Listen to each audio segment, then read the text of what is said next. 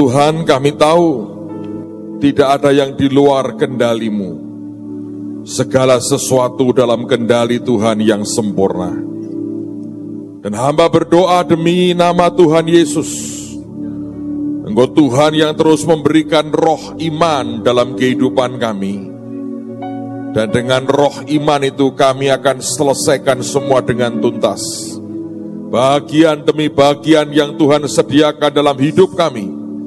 Tidak ada yang tidak tuntas. Tidak ada yang tercecer. Tidak ada yang terbuang. Semuanya utuh jadi sesuai dengan destiny kami. Terima kasih Bapa. Bicara ya Tuhan kepada anak-anak-Mu. Buat kami semua menangkap akan isi hati-Mu. Dan tidak ada satupun yang pulang tanpa diubah dan tanpa diberkati. Karena kami tahu anugerah-Mu itu luar biasa. Terima kasih Bapa. Kemuliaan bagi-Mu di tempat yang maha tinggi. Di dalam nama Tuhan Yesus. Semua kita berkata, amin. Oke, mari kita buka firman Tuhan sekarang. Dalam Injil Lukas pasal yang ketiga, kita telah mempelajari firman tentang 9 generasi dari Adam. Dan kita akan mempelajarinya sampai ke Lameh. Kita sudah mempelajari 5 bagian daripada generasi awal dari Adam yang diciptakan Tuhan pertama kali. Kita sudah belajar tentang Adam, Set, Enos, Kenan, dan Mahalalel. Dan hari ini kalau Tuhan izinkan kita akan mempelajari Yared, Henoh, Metusalah, dan Lamed. Ingat setiap zaman ada berita Tuhan, ada message Tuhan yang ajaib. Dan saya percaya bahwa ini juga merupakan batu demi batu yang ditumpuk dan disusun. Dan ujungnya akan membuat kita punya pemahaman lebih ajaib lagi akan Tuhan kita. Lukas 3 ayat yang ke-36 sampai dengan ayat yang ke-38. Alkitab mengatakan anak Kenan, anak Arpasad, anak Sem, anak Nuh, anak Lameh, anak Metusalah, anak Henoh, anak Yared, anak Mahalalel, anak Kenan, anak Enos, anak Set, anak Adam, anak Allah. Saudara, kita telah mempelajari 5, sekarang kita akan lanjutkan dengan Yared, Henoh, Metusalah, dan Lameh. Nama Yared ini menarik sekali. Yared artinya to come down from a higher place. Yared artinya turun dari tempat yang lebih tinggi. Nah, beberapa orang mengatakan ini pasti orang yang mengalami kejatuhan. Dari tempat tinggi kok akhirnya turun ke bawah. Sebetulnya ketika kita mempelajari lebih jauh lagi, tidak ada indikasi akan itu. Mengapa? Sebab Yared ini nanti punya anak namanya Henoh. Dan nama Henoh artinya dedicated. Sesuatu yang didedikasikan bagi Tuhan. Tidak ada orang yang hidupnya jatuh, yang mendedikasikan anaknya kepada Tuhan. Yang kedua, Yared ini termasuk orang yang berumur panjang. Kalau Anda mempelajari Adam mencapai umur 930 tahun, maka Yared ini umurnya mencapai 962 tahun. Dia nomor 2 terlama hidupnya. Nah, nanti yang paling lama adalah cucunya, yang namanya Metusalah. Dan ternyata kata Yared atau nama Yared itu artinya begini pengertiannya. Always lowered himself before God and always lived with humility. Selalu merendahkan dirinya di hadapan Tuhan dan selalu hidup di dalam kerendahan hati. Saudara, tidak ada yang lain yang sempurna setelah nama Yared ini selain daripada apa yang dilakukan oleh Yesus Kristus Tuhan kita. Dia ada di tempat yang sangat tinggi dan dia merendahkan dirinya. Coba kita lihat Filipi pasal yang kedua. Filipi pasal yang kedua.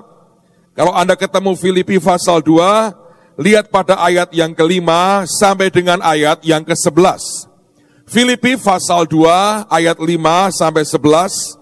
Alkitab berkata, hendaklah kamu dalam hidupmu bersama menaruh pikiran dan perasaan yang terdapat juga dalam Kristus Yesus. Nah, perhatikan, pikiran dan perasaan apa yang di dalam Kristus Tuhan kita. Dikatakan ayat yang ke-6, yang walaupun dalam rupa Allah, tidak menganggap kesetaraan dengan Allah itu sebagai milik yang harus dipertahankan. Artinya ini pribadi yang punya kerelaan yang tinggi untuk menyerahkan apa yang dia punya, termasuk statusnya. Ayat yang ke-7 dikatakan, melainkan telah mengosongkan dirinya sendiri.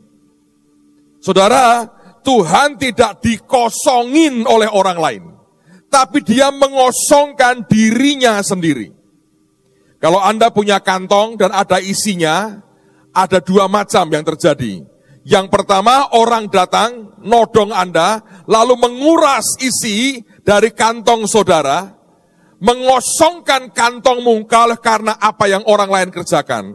Yang kedua, ada orang yang sengaja mengosongkan kantongnya sendiri. Tanpa dipaksa, dia mengambil semua isi kantongnya dan dia berikan kepada orang lain. Nah, Yesus ini termasuk yang kedua. Tidak ada orang yang sebenarnya bisa membunuh Tuhan. Yang benar adalah dia menyerahkan nyawanya, bukan karena dia dibunuh. Kadang saya punya pikiran agak nakal, membayangkan yang aneh-aneh tentang Tuhan, saudara. Coba bayangkan kalau pada waktu itu Tuhan lagi keluar isengnya. Ya, waktu disalib begini ya. Dia kan menyerahkan, dia sebetulnya nggak ada orang, bahkan menangkap dia pun nggak bisa. Kenapa? Waktu ditangkap, orang ditanya sama dia, kamu cari siapa? Yesus dari Nazaret. Dia cuma berkata, akulah dia. Buruk, rebah semua. Jadi nggak mungkin orang itu bisa nangkap Tuhan. Yang benar dia menyerahkan dirinya. Tidak ada orang bisa membunuh Tuhan. Yang benar dia menyerahkan nyawanya. Itu yang Alkitab berkata, dia mengosongkan dirinya. Dengan sebuah pengertian dan kerelaan, dia lakukan itu. Lalu saya membayangkan begini, saudara. Satu kali kemudian dia dipaku. Dipaku kan. Terus tiba-tiba dia berkata gini, aku pengen ke WC. Lepas pakunya. Nutup semua, ceret. Dia turun. Kayak kungfu, saudara. Sebentar ya, kamar mandi dulu. Ayo paku lagi. Kalau dia begitu, saudara. Dan kemudian di kayu salib, tidak mati-mati. Ditusuk jelas lubang. Dicabut tombaknya, belas. Nutup lagi. Sehat lagi. Darahnya hilang. Kayak film-film itu, saudara. Seger lagi. Dia bilang, ayo. Tusuk lagi. Dia berkata gini, ganti acara. Bengkok tombaknya. Ngoek. Dia nggak mati-mati. Yang mati penjaga-penjaga itu nunggu kelamaan. Ini kok orang mati-mati? Ayo, orang Tuhan. Bisa nggak? Harusnya bisa menurut saya. Cuma syukurlah Tuhan tidak seiseng saya. Dan Tuhan tidak pernah ngisengi hidup saudara. Dia sangat serius dengan hidupmu. Tapi Yesus kita ini memang menyerahkan dirinya. Dia menyerahkan nyawanya. Dia mengosongkan dirinya. Dia sukarela turun ke dunia. Teruskan lagi. Dan dalam keadaannya sebagai manusia, ia telah merendahkan dirinya dan taat sampai mati, bahkan sampai mati di kayu salib. Alkitab berkata, itulah sebabnya Allah sangat meninggikan dia dan mengaruniakan kepadanya nama di atas segala nama, supaya dalam nama Yesus bertekuk lutut segala yang di langit dan yang di atas bumi dan yang ada di bawah bumi, dan segala lidah mengaku Yesus Kristus adalah Tuhan bagi kemuliaan Allah Bapa. Yarat artinya orang yang turun dari tempat yang tinggi, dia turun ke bawah. Inilah gambaran Yesus yang mengosongkan dirinya menjadi serupa dengan manusia dalam rupa hamba. Dia taruh dirinya begitu rendah oleh karena kerelaannya. Dan sebenarnya kalau Anda ingin menikmati hidup dalam blessing Tuhan, rahasia hidup rendah hati seperti ini, Anda dan saya membutuhkannya. Ada 2 orang di Bandung yang bermimpi, dan mimpinya persis sama. Orangnya beda, nggak saling kenal, tapi mimpinya persis sama. Yang seorang cerita dengan saya kemarin waktu saya di Bandung. Dia bilang, Pak, saya diangkat Tuhan dalam mimpi itu. Terus diganti jubah dengan jubah putih semua.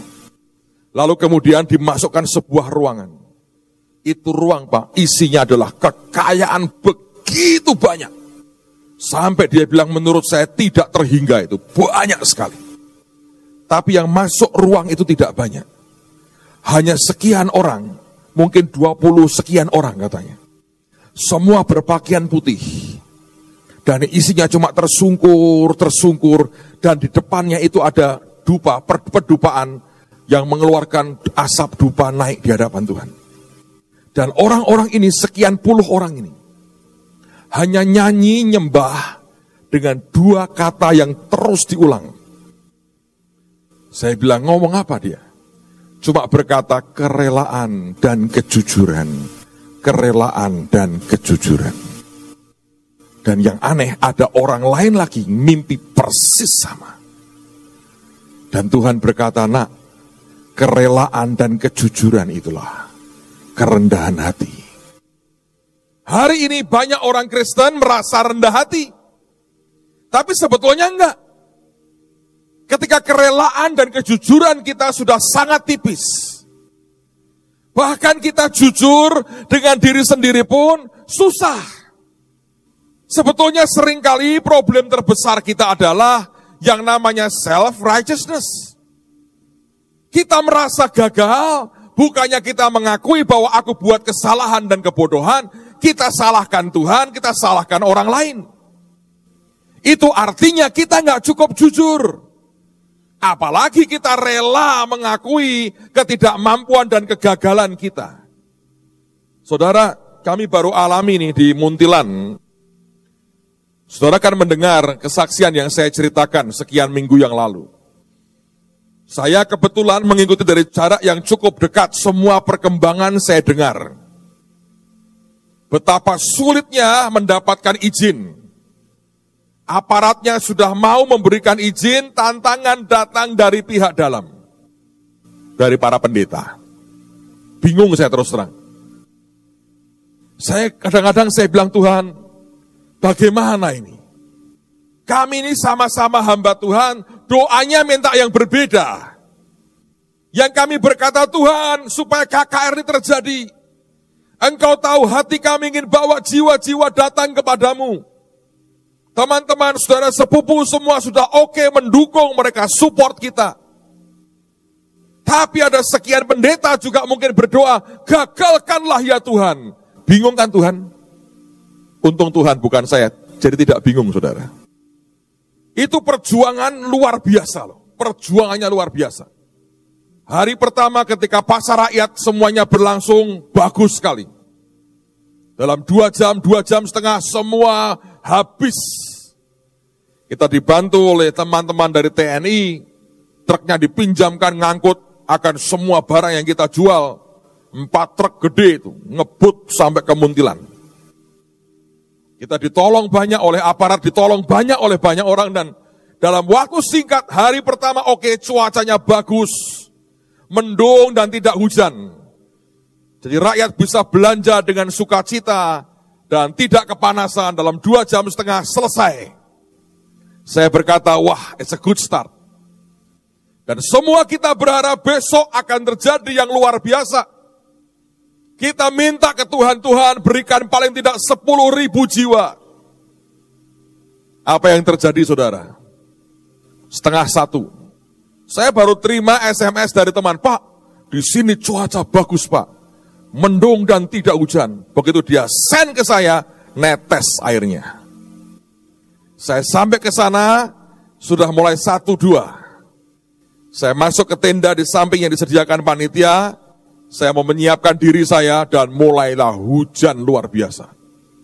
Saudara, kalau Anda sudah berjuang begitu rupa, menit terakhir engkau berkata, ini tinggal nuai dan luar biasa. Tiba-tiba hujan lebat. Saya tahu pendoa dengan gagah berani di tengah-tengah lapangan, teriak-teriak, kibarkan bendera, tengking itu hujan. Buat sebagian orang kayak orang goblok. Memang saudara. Buat dunia percaya kepada Yesus itu sebuah kebodohan. Tapi saya menghargai itu. Marching band kita muter lapangan. Tapi makin ditengking, makin keras hujannya. Dan saya beritahu saudara, itu hujan tidak berhenti sebetulnya sampai 3:30 sore. Saya dengar Pak Tim ngomong sama saya istilah menarik sekali. Ini tanda kita bukan Gusti Allah. Saya bilang, ya mesti. Tapi kadang-kadang kita lupa dan pura-pura seperti Gusti Allah. Dan tidak ada apa-apanya. Hari itu saya bilang gini, Tuhan, sudah diperjuangkan begitu rupa. Dan tiba-tiba hanya karena hujan. Lalu saya mikir begini, apakah engkau mendengar doa hamba-hambamu itu? Nah, kalau begitu gawat juga. Nah, aku apa? Bayangin saudara, seringkali Tuhan bingung kan, ini doa ini doa begini. Untung Tuhan tidak bingungan saudara. Dan dunia tertata dengan cukup oke sampai hari ini. Tapi itu membuat sebetulnya saya bilang begini, iya Tuhan. Kalau ini bukan karena engkau tidak bisa.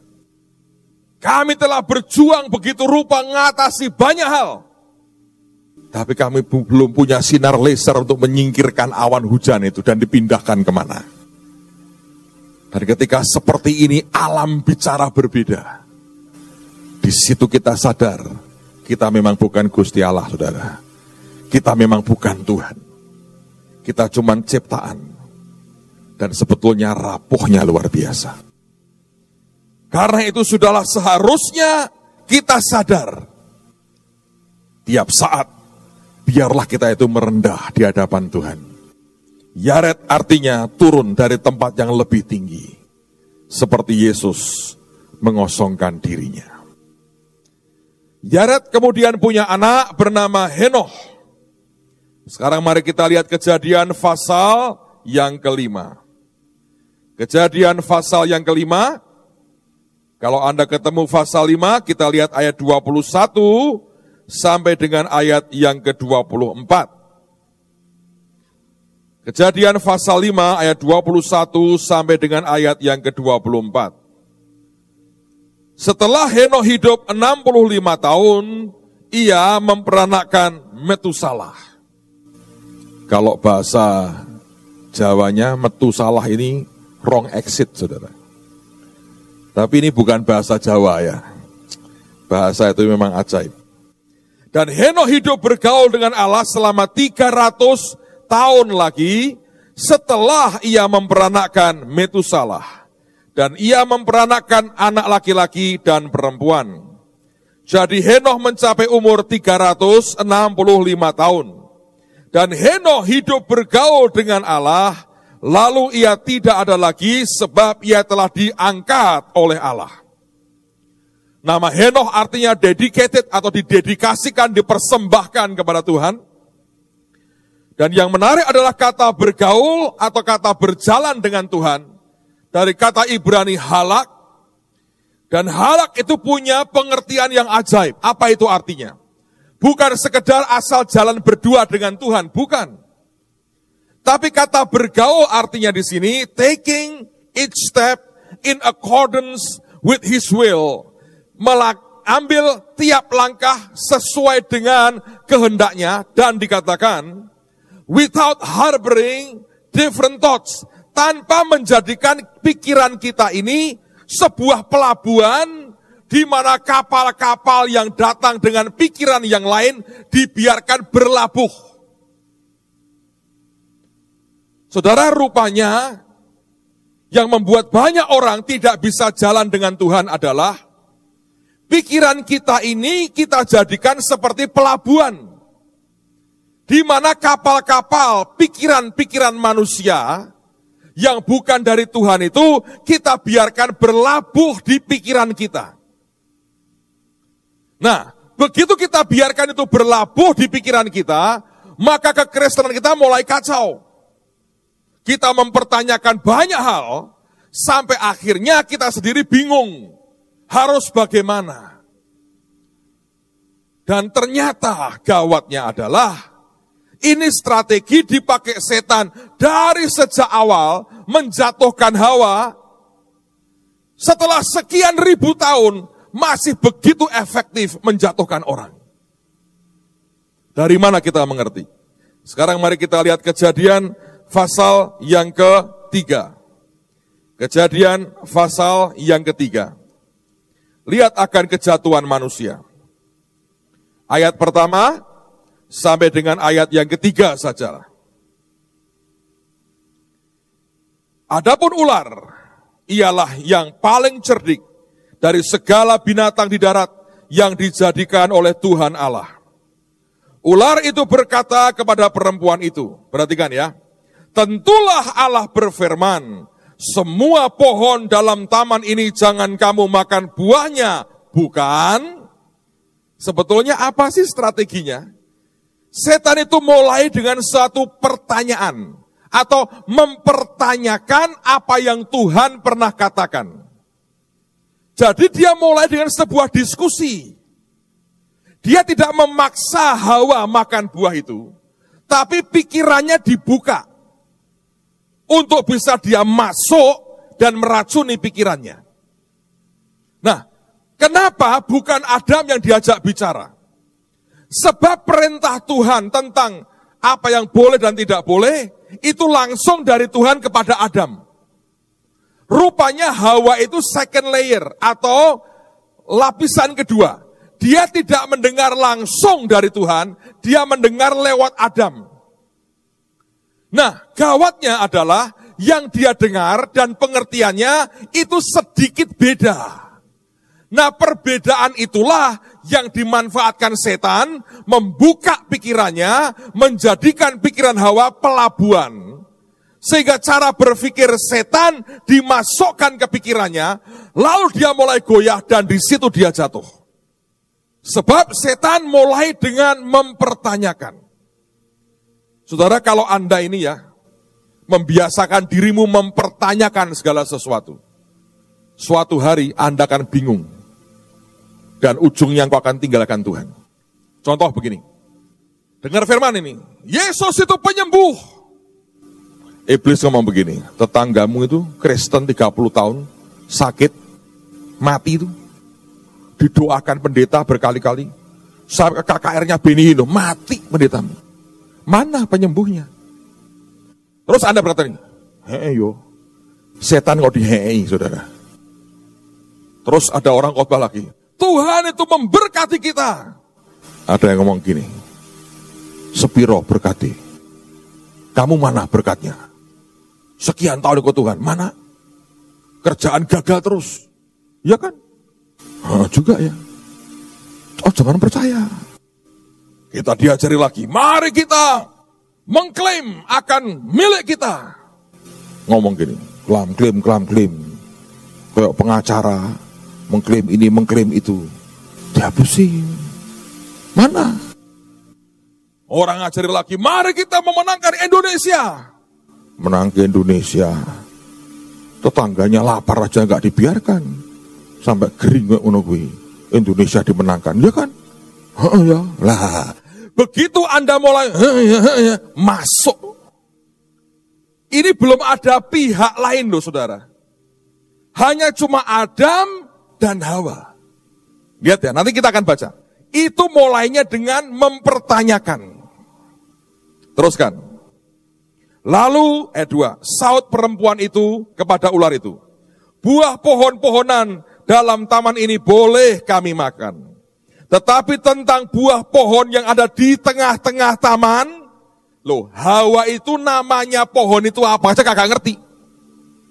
Pokoknya di tengah-tengah. Ini orang gak nangkep dari Tuhan langsung, tidak ngerti Tuhan merintahkan apa, padahal di tengah ada 2. Satu pohon pengetahuan tentang yang baik dan yang jahat, yang kedua pohon kehidupan. Yang mana yang tidak boleh, Hawa tidak tahu. Taunya gini, yang di tengah-tengah pokoknya. Dari apa yang Adam fahami, kepada yang Hawa mengerti, sudah beda. Nah, rupanya perbedaan pengertian ini yang dimanfaatkan setan untuk membuat pikiran kita ini seperti sebuah pelabuhan. Sehingga banyak pikiran lain masuk ke pikiran kita. Dan itu akan membuat saudara goyah. Isinya cuma goyah dan bingung, saudara. Dan semua dipertanyakan. Kalau Anda perhatikan negara ini ya, itu rohnya yang lagi bercokol kayak begitu. Saya kalau lihat presiden kita ini ya, saya nggak kenal pribadi beliau. Percayalah saudara, tidak berpartai saya ini. Tapi saya itu kasihan. Ngomong apapun salah, berbuat apapun salah. Lawang mantu aja, ini pasti nih, pakai uang negara ini. Kasihan, sampai dalam undangannya katanya, tidak boleh membawa apa-apa. Lah orang kondangan ya, rapopo toh ya. Sampai ketakutannya itu ya, kayak begitu. Kan biasanya orang kawin itu rodok lumayan. Dapat angpau nih saudara. Kecuali presiden. Gak bisa. Itu kalau berani gitu, rame itu. Dari Sabang sampai Merauke, dari Merauke sampai Sabang. Ribut isinya. Presiden terima sumbangan. Lah wong anaknya kawin kok gak boleh. Aneh kan? Zaman dulu saya kan bukan tanpa mengurangi rasa hormat, kan gak ada. Habis kawin jadi toko, saudara. Satu kamar penuh termos, toples, anduk, sepirang-pirang itu. Album, tumpuan album. Jam dinding sampai 15 template semua di rumah saya. Setahun gak habis. Tapi kalau presiden ngomong apa? Oh, SBY curhat. Lah dia ngomong gitu, semua semua di komentar dipertanyakan semua. Sementara dunia luar memberi beliau ini penghormatan banyak. Diundang ke sana, diundang kemari, diberikan kepercayaan, kehormatan, diberikan segala macam pujian. Di dalam habis, saudara. Saya hanya khawatir. Isinya kita cuma mempertanyakan. Lampu merah berhenti. Saya ngomong sopo. Sejarahnya dari mana kok merah berhenti? Ya rusak kalau semua begitu. Ngerti saudara? Tapi karena kalau Anda pas ngalami lagi keserempet orang, dan lampu merah yang nyerempet Anda kabur, ya iya benar, itu kabur. Padahal engkau sakit hati karena diserempet orang. Yang diributkan, kenapa merah berhenti? Kenapa enggak batik? Ya memang sih. Anda bisa mempertanyakan semua. Sampai engkau kehilangan dan kebingungan. Dan saudara, engkau tidak akan pernah mendapatkan apa-apa. Hawa tidak punya pemahaman seperti Adam. Dan itu sebuah titik lemah. Bukankah begini. Nah gawatnya ini orang, memang setan tahu ini nggak terlalu ngerti ini. Itu loh pohon yang di tengah-tengah, buahnya aku nggak boleh makan. Teruskan lagi. Saya ulang ayat 3. Tetapi tentang buah pohon yang ada di tengah-tengah taman, Allah berfirman, perhatikan, jangan kamu makan atau raba buah itu, nanti kamu mati. Loh yang ngomong diraba tidak boleh siapa? Gak ada. Tuhan hanya berkata, buah dari pohon pengetahuan yang baik dan yang jahat, jangan kamu makan. Sama Hawa ditambahi, diraba juga gak boleh. Artinya wanita ini gak betul-betul ngerti. Dan disitulah setan masuk. Makanya saya berkata, baca Alkitab saudara. Sampai engkau punya pemahaman, dan hidupmu tidak gampang dibuat kacau oleh setan.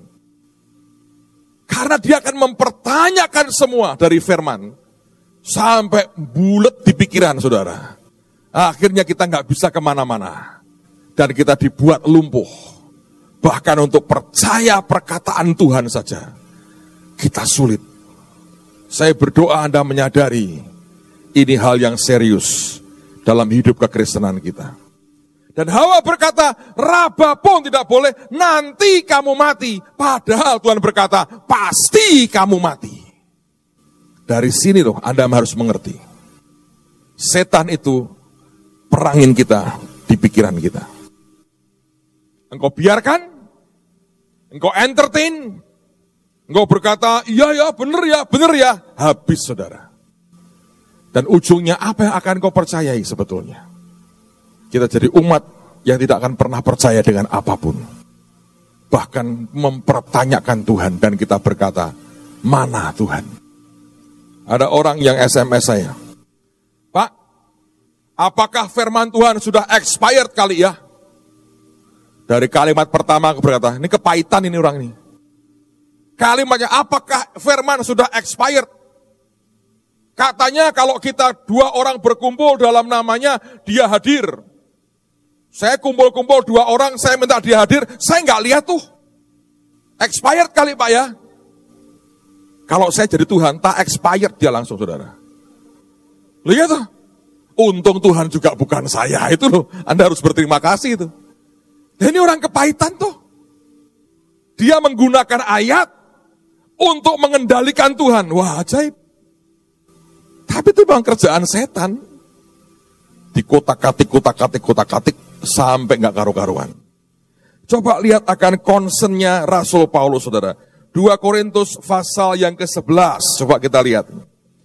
Ini soal ini aja Rasul Paulus juga mumet sebetulnya. Dan dia tulis dengan sangat luar biasa. 2 Korintus 11 ayat yang ketiga. Alkitab berkata begini.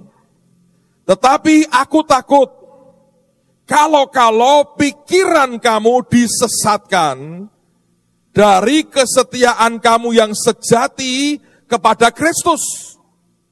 Sama seperti Hawa diperdayakan oleh ular itu dengan kelicikannya. Ya kan? Hawa tadi diserang pikirannya. Alkitab berkata diperdayakan dengan kelicikannya. Yang menarik tadi dipelajari kata sejati artinya simplicity. Dan ini yang saya berkali-kali mengatakan, Tuhan suka kalau kita ini cara mikirnya seperti anak-anak. Kesimpelan, kesederhanaan kita seperti anak-anak. Gampang untuk percaya kepada Tuhan. Dan tidak membulet di sini. Paulus berkata, aku takut loh. Kalau pikiranmu itu nanti seperti Hawa diperdaya oleh kelicikan iblis itu. So, saya berdoa Henokh akan mengajar kita menjaga pikiran kita. Kenapa kita perlu pakai ketopong keselamatan? Supaya pikiran kita terjaga. Kalau Anda bisa simple dengan Tuhan, percaya akan luar biasa. Engkau mulai bergaul dan jalan dengan Tuhan. Ada anak Tuhan ngomong dengan saya begini, Pak, kenapa ya kalau kita KKR di desa itu, orang-orang itu mujizatnya real sekali. Kalau di kota itu kan susah ya Pak. Di kota itu yang sembuh cuma panu hilang, pegel hilang, pilek berhenti, batuk lega. Itu aja. Kok nggak ada yang sampai buta melihat, lumpuh berjalan. Adanya buta berkata-kata, lumpuh melihat. Alias nggak sembuh. Nah, saya bilang kalau orang sederhana itu karena punya iman sederhana. Anda omongi, percaya. Wah, kalau kita pitadose tidak kuat, manutnya tidak sungguh-sungguh, diduliti setan, saudara, akibatnya begitu. Ya toh, yang simple itu hilang. Tapi saya berkata itu yang hilang dari kita. Yesus pernah berkata, only believe. Only artinya hanya itu toh yang dibutuhkan, percaya.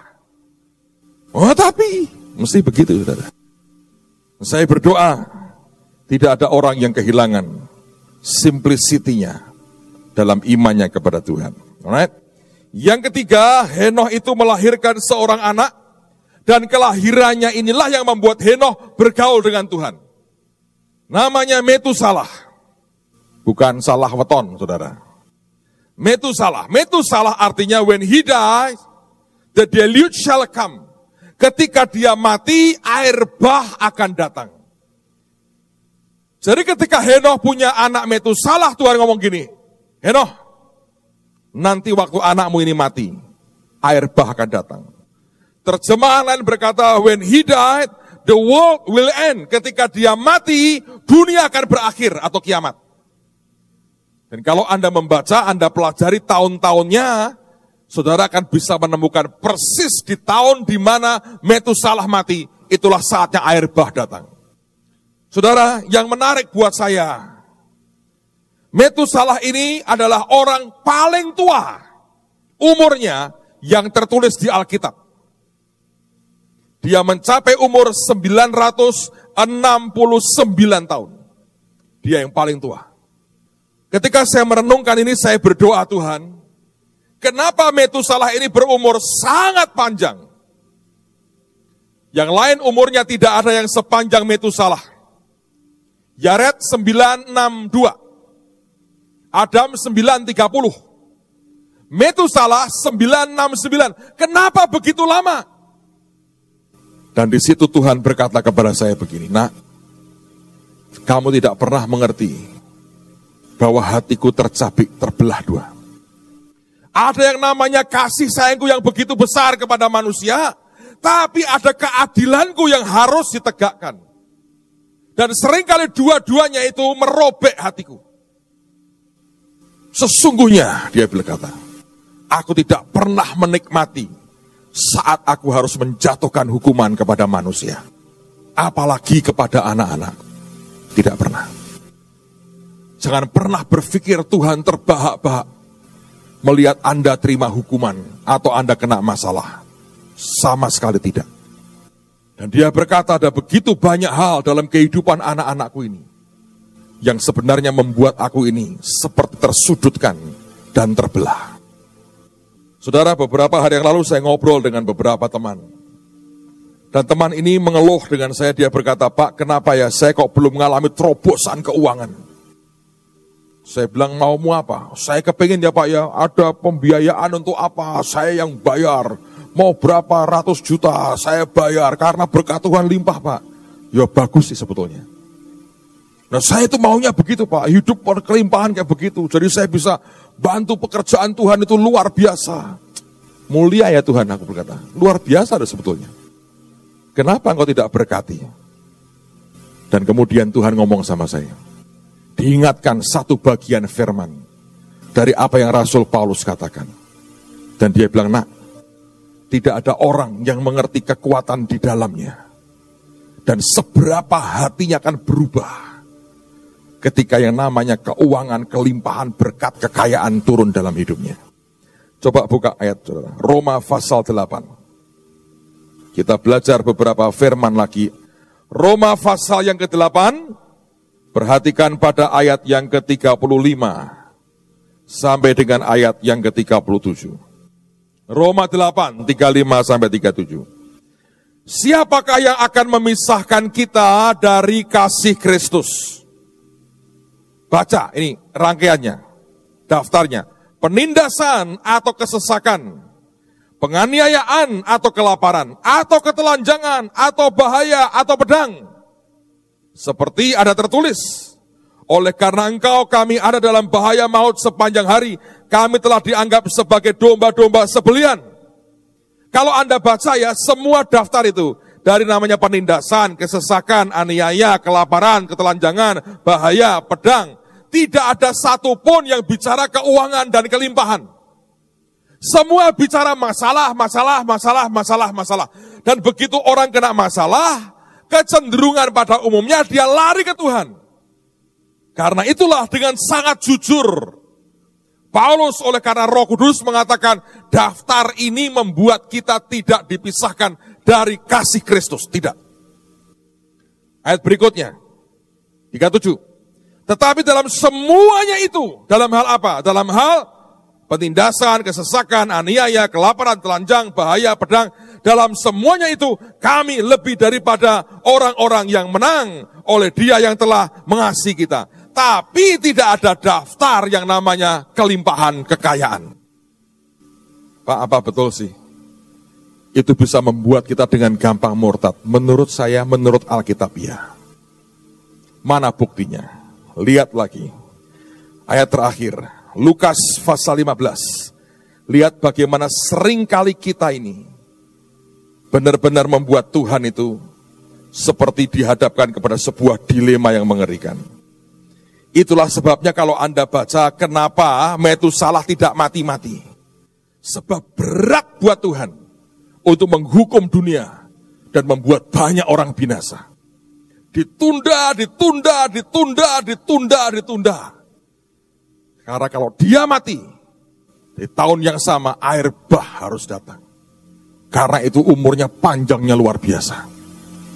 Karena kasihnya kepada anak-anaknya. Tapi kita seringkali nggak tahu diri. Kalau kita mau jujur. Lukas 15. Lihat ayat yang ke-11, 12, dan 13 saja.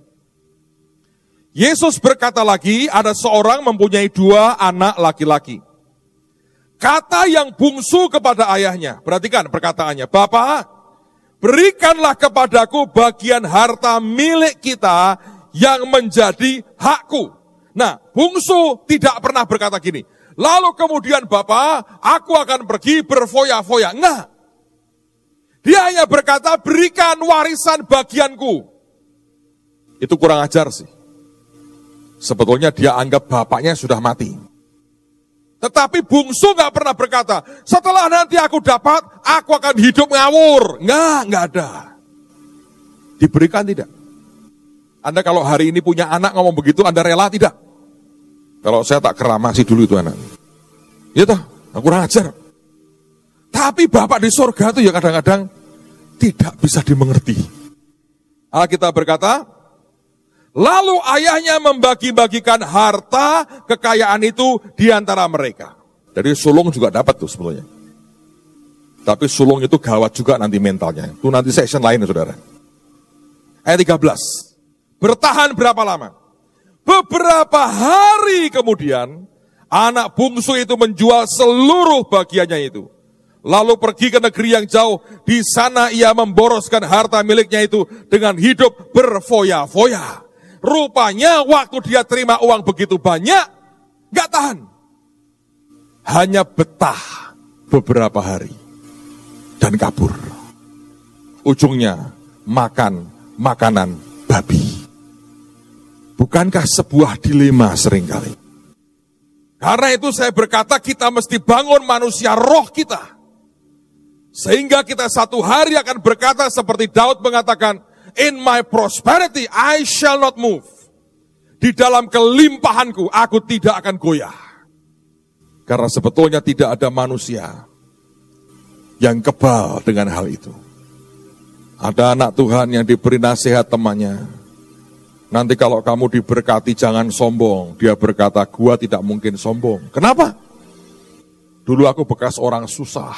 Jadi gak mungkin aku kalau diberkati aku sombong. Tidak mungkin. Itu orang paling sombong yang pernah saya dengar, saudara. Orang yang begitu bangga dengan kerendahan hatinya. Itu orang yang paling sombong yang mengerikan. Dan saya tidak heran kalau berkat juga tidak cepat datang seringkali. Karena ada hal-hal seperti itu yang di luar pemikiran kita. Saudara, lalu harus bagaimana? 3 hal tadi Anda perhatikan. Kerendahan hati, jaga pikiranmu. Jangan biarkan iblis masuk. Yang ketiga mesti Anda belajar. Belajar apa Pak? Seperti Metusalah. Ada kesabaran Tuhan. Dan cinta Tuhan yang luar biasa. Dan Metusalah itu melahirkan seorang anak laki-laki bernama Lameh. Dan Lameh artinya strong, kuat. Seperti orang muda yang kuat. Saudara, saya mau tutup dengan cerita soal muntilan. 12:30 itu hujan keras. Saya di tenda yang disediakan panitia, saya tidak diam dan santai loh. Saya sembayang. Saya tengking dalam nama Yesus hujan berhenti, bla bla bla bla bla bla bla bla bla. Dan waktu itu suara setan mulai masuk. Dan berkata begini, gue rasain sekarang. Orang mentertawakan. Dan dia yang pertama tertawa dia ngakak. Saya bilang itu kalau iblis tertawa itu jangan pengerah pengen dengar saudara. Nyakitin hati tertawanya itu. Ngejeknya itu luar biasa. Dia tertawa kayak begitu. Saya bilang setan diam lu, nggak mau tertawa. Hujan mana? Saya doa. Dan waktu itu dia tanya begini, mana? Anda tahu saudara, sehari pada hari sehari sebelumnya itu, sebelum KKR, masih ada satu lagi hal yang dia angkat untuk menggagalkan KKR. Ada yang ngomong begini, ya kita sebetulnya tidak setuju dibuat di lapangan itu. Kenapa? Karena pernah ada 2 pastor Katolik dibunuh di lapangan itu. Wah, saya kaget. Oh iya. Dan begitu saya dengar itu, 2 reaksi di pikiran saya. Yang pertama saya berkata begini, kalau itu betul ada 2 pastor Katolik dibunuh di situ, berarti itu darah martir. Seorang bapak gereja mengatakan, the blood of the martyr is the seed of the church. Darah martir itu benih gereja. Saya bilang, Tuhan harusnya akan jadi KKR yang kuat ini. 10.000 tembus ini. Kan 1 orang mengalahkan 1.000, gitu, 2 orang mengalahkan 10.000. Jadi sah dong Tuhan, ini harus 10.000 ini minimal. Lalu yang kedua saya tanya memang, kapan itu ya? Saya minta tolong Charlie telepon Romo yang kita kenal di Jogja. Telepon dia, Romo mau tanya, apa betul di Muntilan pernah ada 2 pastor dibunuh di sana? Oh iya betul. Satu namanya Romo Sanjoyo, satu lagi Frater Belanda. Dibunuh itu. Oh iya? Kapan itu Romo? Oh, tahun 1948. Zaman perang kemerdekaan tuh saudara. Nah, zaman perang kemerdekaan kok diungkit abad 21. Bingung gak saudara? Jadi saya begitu nyampe ke lapangan, saya ke kuburannya. Bukan berdoa di kuburan saudara. Saya berdiri, saya ngomong begini, Tuhan, di depanku ini 2 martirmu. Dan ditambah dengan darahmu Yesus. Aku minta, aku tuai 10.000 jiwa. Dengar nama Tuhan. Dengar akan keselamatan. Dengar kabar baik. Dengar Yesus yang luar biasa. Dan harusnya kota Muntilan, Magelang dan sekitarnya itu milikmu. Ini darah mereka. Tapi waktu hujan keras, setannya nyengenges berkata, mana darah martir? Sia-sia mereka. Kerjaanmu semua sia-sia. Sampai 1:30, sejam hujan lebat. Panitia sudah basah kuyup semua. Bu Yuni datangin saya, Pak Pendeta sekarang berdoa saja. Harus Pak Pendeta. Dalam hati saya bilang, sudah, sejam udah datangin, gak ada hasilnya. Tapi apa boleh buat saudara? Seperti itu keadaan. Saya berkata, saya pulang kalah ini. Jadi saya nekat, saya naik ke panggung. Kalau Anda ikut di Muntilan, Anda mungkin tahu, saya diam cukup lama. Bengong ini, hujan lebatnya luar biasa, petir turun. Far! Saya bilang, ini bagaimana? Dan di situ tuh, saya mulai ngomong sama Tuhan. Saya bilang, Tuhan, setan ngece piye. Dan waktu itu ya, tembakan di pikiran itu sudah ngeri. Yang kebayang ini, habis kita. Saya membayangkan bagaimana mental teman-teman yang sudah berjuang begitu di saat terakhir, bom kena hujan. Bisakah pulang dengan kepala tegak? Atau pulang tertunduk dan kalah? Yang kedua, bagaimana dengan orang-orang jiwa-jiwa ini? Wah, itu banyak sekali saudara. Itu istilahnya itu seliweran. Saya bilang ini habis ini. Tadi saudara Budon ngomong sama saya, Pak, saya berpikir, wah ini Natal kelabu nih. Ada White Christmas, ada Grey Christmas. Natal kudanan, Natal kelabu. Ada lagunya Desember Kelabu ada saudara. Dia bilang ini Natal kelabu ini. Tapi gak berani ngomong. Semua menurut saya struggle di otaknya. Hatinya. Mau apa? Semua basah kuyup. Yang di panggung tidak. Saya juga kurang. Biasa aja. Tapi saya lihat itu pengorbanan, saya bilang, Tuhan ini bagaimana? Hujan keras sekali. Dan Tuhan ngomong begini, nak, hujan ini berkat atau persoalan? Kalau Anda ikut KKR, Anda akan bingung dengan doa saya. Sebentar nengking, sebentar bersyukur. Kenapa? Konslet saudara-saudara. Benar. Ini ngomong jujur ya. Supaya Anda mengerti, tetap ini manusia biasa. Karena otak saya berkata harus tengking, hati saya ngomong berbeda. Ya dua-dua tak ucapkan. Tuhannya bingung juga. Karepmu sing ndi? Tapi dia ngomong begini. Apapun yang bisa membuat engkau ketakutan akan menggilas kamu habis. Kalau kamu takut dengan hujan ini akan mengacaukan semuanya, kalian pulang tertunduk. Dan setan ingatkan saya peristiwa SBB, saudara. KKR itu, kudanan itu di lapangan situ. Saya berdoa suatu hari tanah jadi milik kita. Kita sudah pernah hujanan di situ, saudara. Dan dia berkata, kalau engkau biarkan semuanya seperti ini, engkau ketakutan, itu akan menggilas imanmu habis. Dan kau akan pulang tertunduk. Tidak mungkin dengan kepala tegak. Maka engkau tidak bisa mengakhiri tahun ini dengan finish strong. Kamu mengalami akan kelemahan yang luar biasa. Ini akan jadi pukulan buat mentalmu dan imanmu. Dan istilah saya, jaremnya di hati ini saudara bisa berbulan-bulan. Itu bisa membuat beberapa orang sudah tidak akan lagi mau jadi pendoa, peperangan rohani, nggak mau saudara. Percuma kalah sampai Banyudan. Ya, itu kenyataan loh, ini kita ngadepin. Anda mungkin punya problem yang masing-masing berbeda. Saya cerita ini supaya ngerti. Manusia tetap manusia kok saudara. Nggak ada Superman perkasa, Rano, Randwi perasaan, nggak ada. Tetap. Lalu saya berkata, lah harus bagaimana? Lah kalau kamu berkata ini bukan problem, hajar aja, terjang. Terjang piye? Itu orang datang ngumpul di pinggir-pinggir lapangan, yang di depan saya cuma kira-kira 40 orang. Yang diangkut dengan mobil tidak mau turun dari mobil, di dalam mobil, saudara. Lah saya suruh ngomong sama siapa? Hujan keras. Dia berkata, ya kalau ini bukan persoalan ya terjang aja. Saya masih membantah gini. Tapi begini ya Tuhan ya, sorry ya. Aku perlu ini terang. Buat apa dia bilang? Loh kalau terang mereka semua ngumpul. Setelah mereka ngumpul, aku khotbah. Setelah aku khotbah, aku doain mereka. Lalu engkau sembuhkan mereka, kan begitu rundownnya KKR, saya bilang. Iya toh?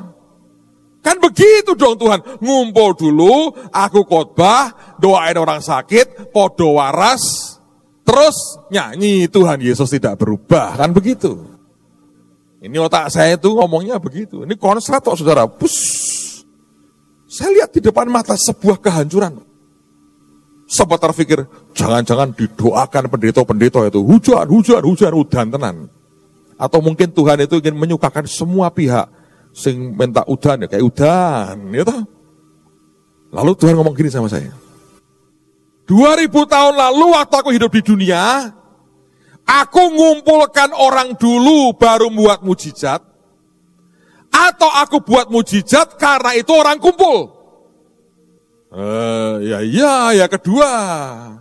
Kan nggak ada atau Tuhan bagi brosur. Datanglah Yesus dari Nazaret, KKR, buta melihat, tuli mendengar, lumpuh berjalan, semua penyakit disembuhkan, pembicara Yesus Kristus anaknya Yusuf. Kan nggak ada toh. Nggak ada toh. Ya dia buat mujizat. Lalu orang ngumpul. Ya bener aku bilang. Buat mujizat dulu baru orang ngumpul. Dan Tuhan ngomong pakai bahasa Jawa dengan saya. Ya wis toh. Ngerti artinya? Kok goblok banget toh? Ya wis, saya bilang. Daripada saya pulang tertunduk, apa boleh buat? Itu sudah di bottom terbawah dari iman saya. Saya bilang, Tuhan, nengking hujan aja tidak mempan. Bagaimana mendoakan orang sakit? Saya nekat, hampir gak bisa khotbah lah, saudara. Terus saya bilang, siapa yang sakit? Tumpangin tangan, Pak. Doain sebentar. Amin. Sekarang dicek siapa yang sembuh.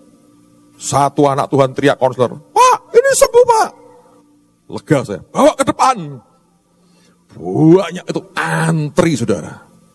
Itu kalau Anda lihat ya, orang yang matanya kabur atau buta sepatu total dibuka Tuhan. Telinga tuli, orang lumpuh jalan, ada benjolan hilang. Itu orang ngalami mujizat yang luar biasa. Hari itu dahsyat saudara. Lalu begitu ada mujizat, mulai ngumpul. Daripada garing tetap loro, lebih baik udan deres tapi pulang waras saudara. Dan mujizatnya luar biasa. Saya dengar kesaksian demi kesaksian itu luar biasa. Dan akhirnya lapangan itu penuh. Dari data yang kita bisa kolek, kita tembus 10.000. Kita pulang dengan kepala tegak, basah kuyup. tapi kepala tegak. Tidak ada yang pilek. Saya harap semua pulang dengan sukacita. Dan nama Tuhan dipermuliakan. Amen, saudara. Itu Yesus kita.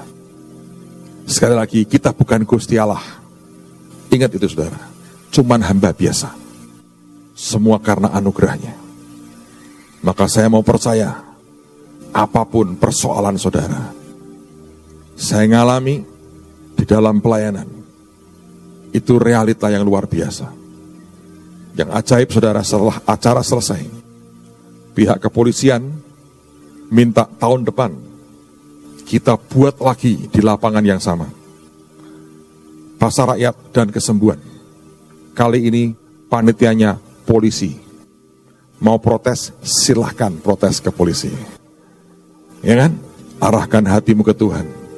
Sekali berdoa minta roh iman, supaya engkau dikuatkan Tuhan. Saudara dengerin baik-baik. Alkitab berkata, kamu akan menuai jika kamu tidak menjadi lemah. Ada banyak orang Kristen menantikan saat-saat terakhir, dia jadi lemah sekali. Akibatnya saat menuai, dia sama sekali tidak punya tenaga. Saudara, selalu ada kesempatan di mana Tuhan dalam sekejap mengubah kehidupan kita.